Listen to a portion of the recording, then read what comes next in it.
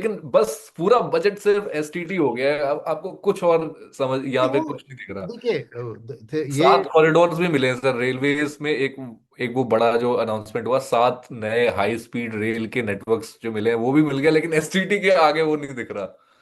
नहीं, बिल्कुल ना, बिकॉज देखिए क्या होता है कि स्पेकुलेटर्स इंपॉर्टेंट है मार्केट में, जितने भी हम उसको गाली दे, हम्म। स्पेकुलेटर्स बहुत इंपॉर्टेंट एक लिक्विडिटी का काम करते हैं। हम्म। और अगर वो कम हो रहा है तो एक्चुअली इन्वेस्टर के लिए भी वो खराब है ना, क्योंकि जब राइट। वो बेचने जाता है, आपने स्मॉल कैप मिड कैप की बात उठाई, क्योंकि उधर ही ज्यादा एक आपको इसका नुकसान स्पेकुलेशन। भी दिखता है ना, तो जरूर उन पे इम्पैक्ट ज्यादा होगा। तो ये मैं कहूंगा कि मैं गलत नहीं कहूंगा, मगर ये क्या है कि डिस्परेशन में उन्होंने मूव कर दिया। हम्म। और मेरा मानना था कि अगर आपको देश में इक्विटी कल्चर इंप्रूव करना है, पीपल को आना है, तो हम्म। इस तरह से आप करोगे तो कैसे इंप्रूव होगा कल्चर। मगर क्लियरली उनके मन में कैपिटल मार्केट उतना इम्पोर्टेंट नहीं है। वो दिख रहा है।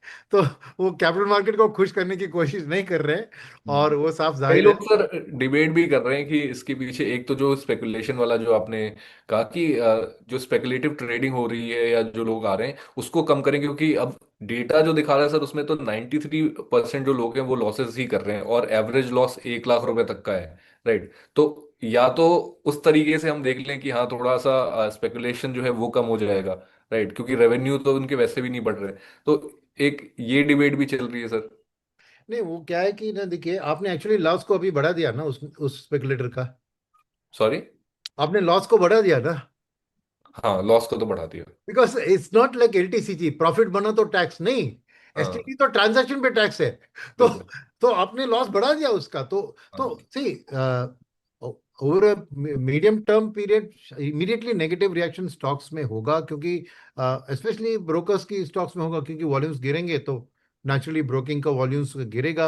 और डेफिनेटली देखिए, वो शायद प्रेस कॉन्फ्रेंस का इंतजार करते हैं जहां पर एफएम बताएंगे कि क्यों उन्होंने क्यों, क्योंकि जरूर आप छोड़िए, प्रेस भी यही सवाल पूछने हाँ, वाली है क्यों कि किया। क्यों इसको हाथ लगाया। तो उनका हाँ। जवाब देखना चाहिए कि क्या लॉजिक थी, क्योंकि हम्म। ये इसका खास कुछ इनकम नहीं था। 2 साल पहले 32,000 करोड़ था, फिर एक हम्म। साल में थोड़ी बढ़त हुई, फिर सेबी की रेगुलेशन के कारण वापस गिर गई। तो हम्म। इतना बड़ा ये सिंगल डिजिट है डायरेक्ट टैक्सेस के अंदर, हम्म। इसका परसेंटेज लीजिए तो it's like very small, 1 to 2% है।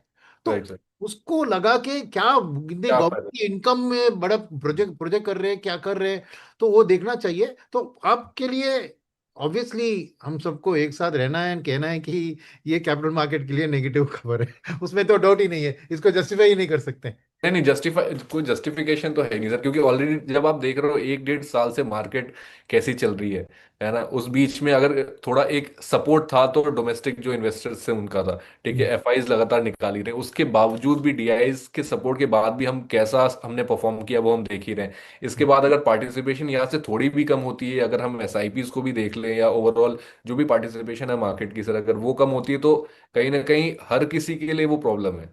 राइट। और एंड जरूर, एंड इवन फंड हाँ। मैनेजर्स जैसे जो आर्बिट्राज फंड्स होते हैं, हम्म।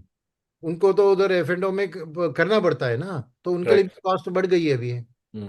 राइटली सेट सर, मतलब कि अगर 0.2 से 0.5 करने से कोई बड़ा इम्पैक्ट आने वाला था नहीं, और but negative impact I think ज्यादा बड़ा होगा उसका मार्केट्स के लिए।